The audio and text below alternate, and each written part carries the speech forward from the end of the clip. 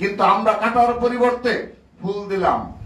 আমরা উস্কানির বিপরীতে শান্তি ও সহাবস্থানের বার্তা দিলাম। ৩ আগস্ট শহীদ মিনারে ছাত্র সমাবেশে অনুমতি প্রদান করা হয়। তবে আমাদের কর্মসূচি ঘোষণার কয়েকদিনের মাঝে জাতীয় নাগরিক পার্টি এনসিপিও একই দিনে একই স্থানে সমাবেশ করার কথা আমরা প্রথমে গণমাধ্যম মারফত অবগত হই। পরবর্তীতে এনসিপি নেতৃবৃন্দ ব্যক্তিগতভাবে বারবার আমাদের সাথে এই বিষয়ে যোগাযোগ করে সমাবেশের স্থান পরিবর্তনের অনুরোধ জানান।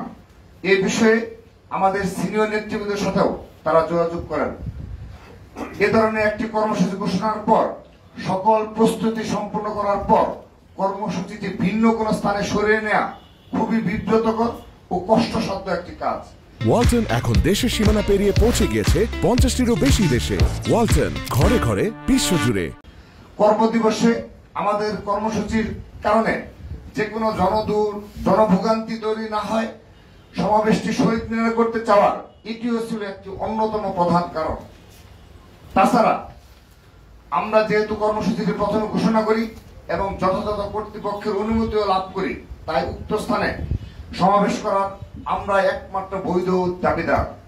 তারপর একটি উদার গণতান্ত্রিক সহাবস্থানে বিশ্বাসী পরম সহিষ্ণু গ্রহণযোগ্য সকল মত ও পথের প্রতি শ্রদ্ধাশীল সংগঠন হিসাবে আমরা জাতীয় নাগরিক পার্টি এনসিপির অনুরোধকে বিবেচনায় নিয়ে আমাদের ছাত্র সমাবেশের স্থানটি পরিবর্তন করার সিদ্ধান্ত গ্রহণ করেছি।